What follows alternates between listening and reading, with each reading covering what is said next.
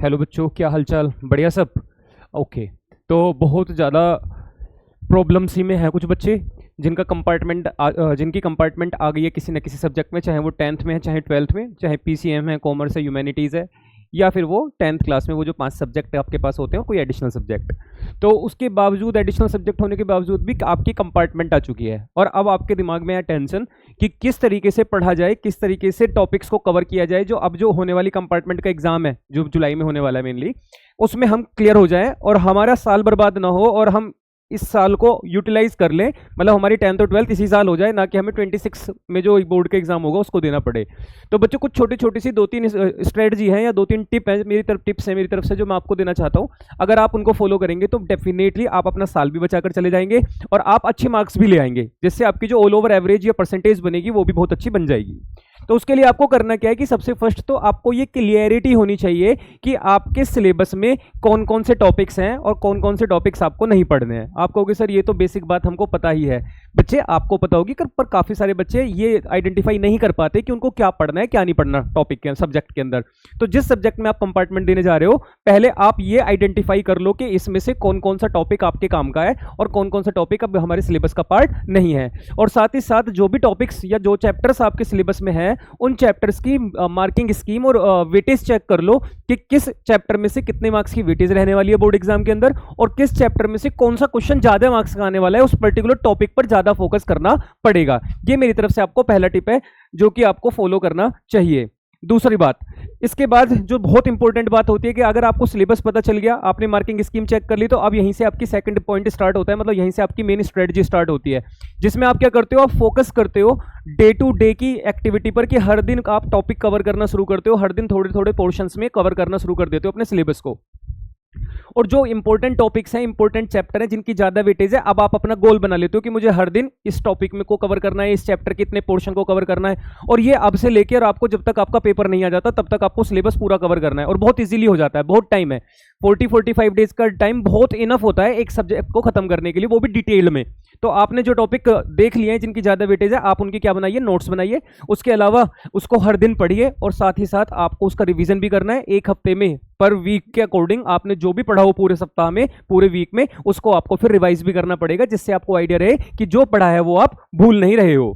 इसके बाद बच्चों बात आती है कि आप जो पढ़ रहे हैं या जो हर दिन पढ़ेंगे वो कहां से पढ़ेंगे। तो देखो जी, एक तो आपके पास बुक्स हैं जो कि स्पेसिफिक कोई ऑथर हो सकता है पर्टिकुलर सब्जेक्ट के लिए, या फिर एनसीईआरटी तो है ही, तो उससे तो आपको पढ़ना ही है। साथ ही साथ आपको क्लास के नोट्स, अगर टीचर की गाइडेंस में आपको कोई नोट्स प्रोवाइड कराए गए वो, या फिर कोई यूट्यूब चैनल आप फॉलो कर रहे हो जहां से आपको पढ़ के समझ में आता है, वो बहुत हेल्पफुल रहता है। ऑनलाइन टेस्ट या पीडीएफ आपको कोई प्रोवाइड करा दे, या फिर आपके पास कुछ सॉल्यूशंस हैं, थियरी है तो उसके क्वेश्चन आंसर्स के नोट्स बने हुए हैं, या फिर टॉपिक वाइज नोट बने हुए हैं, या फिर न्यूमेरिकल सब्जेक्ट है तो उसके क्वेश्चंस की प्रैक्टिस जो कि आपको करा रखी हो किसी ने यूट्यूब पे या कहीं पे भी, मतलब आपके टीचर्स ने ट्यूशन में, आप उसके ऊपर रिलाई करें इस टाइम, और बच्चे एक भी दिन का समय खराब ना होने दें।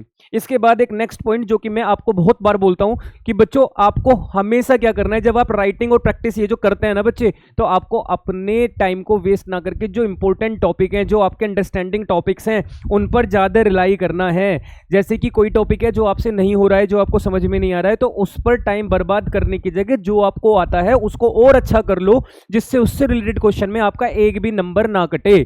तो आप लिख कर देखें, प्रैक्टिस करें, प्रैक्टिस प्रैक्टिस प्रैक्टिस करें। कोई लर्निंग सब्जेक्ट है उसको भी याद करके लिख कर प्रैक्टिस करें, मैं तो यही बोलूंगा, चाहे कुछ भी लिखा हो।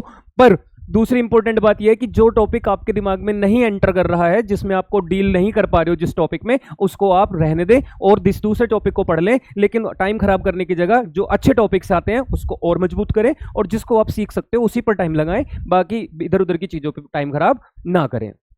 उसके बाद ये पॉइंट बहुत इंपॉर्टेंट मानता हूं मैं, क्योंकि आपको प्रॉपर स्लीप, हेल्दी खाना खाना और फ्रीक्वेंट ब्रेक्स जो आपको चाहिए होते हैं वो आपको लेने। ऐसे नहीं कि ब्रेक आ गई है तो सुबह से रात तक लगे पड़े हैं, मेंटली स्ट्रेस हो गया, कुछ पढ़ तो रहे हो लेकिन समझ में कुछ नहीं आ रहा, आउटपुट कुछ नहीं निकल रहा।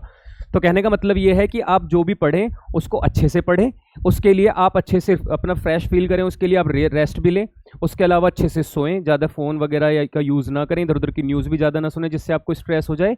उसके अलावा अच्छा खाना खाएं, और बात वही लिखी हुई है कि one exam doesn't define your life या योर फ्यूचर। आपका फ्यूचर बनाने के लिए आप अभी आपके पास टाइम ही टाइम पड़ा है, आप इजीली इसको क्रैक कर सकते हो एग्जाम को, बहुत बड़ी बात नहीं है। जैसे कि आपने बाकी सब्जेक्ट में भी पास हुए हो, तो ये भी आपके लिए कोई बहुत बड़ी बात नहीं है। ये तो एक सब्जेक्ट है जिसमें शायद उस टाइम पे मार्क्स नहीं ला पाए, अब आपके मार्क्स अच्छे आ जाएंगे। और last but not the least, कि आपको क्या करना है, जैसे ही आप बोर्ड एग्जाम के नज़दीक पहुंचेंगे, मतलब अपना कंपार्टमेंट एग्जाम के नज़दीक पहुंचेंगे, तो आप full flash mock test paper, मतलब सैम्पल पेपर टाइप को सोल्व करना, 2-3 करके जरूर जाना। उसके अलावा फॉर्मूले, कंसेप्ट, नोट्स, उनको 1-2 बार गो थ्रू, 2-3 दिन में, 1-2-3 दिन तो 2-3 बार ही रिवाइज कर देना, ठीक है जी। और इसके अलावा क्या करना है, पैनिक वैनिक नहीं होना, ज़्यादा टेंशन मत लेना, सब हो जाएगा, हर कोई पास हो जाता है, कोई बहुत बड़ी बात नहीं होती। आप भी बहुत सारे सब्जेक्ट्स में पास हो गए हो आराम से, ठीक है जी। तो उसमें भी आपको जब दिक्कत नहीं आई, तो इसमें भी दिक्कत नहीं आएगी, थोड़ी बहुत आ रही होगी, तो आपको थोड़ा सा एक्स्ट्रा टाइम मिल गया है और अब आप इसको पास करके आगे बढ़ जाएंगे, ठीक है बच्चों। तो मुझे उम्मीद है आपको मेरे बताए हुए 2-4 स्टेप्स जो भी आपके काम के लगे होंगे आपको, आप उन्हें जरूर फॉलो करेंगे, और जब आपका अच्छे मार्क्स आ जाएंगे, जब आप पास हो जाएंगे, तो आप मुझे कमेंट करके जरूर बताएंगे कि हाँ सर, हमने कुछ स्ट्रेटजीज को फॉलो किया था और हम उसमें पास हो गए। चलिए बेटा, धन्यवाद, आप लोग अपना ख्याल रखना। जय हिंद, जय भारत।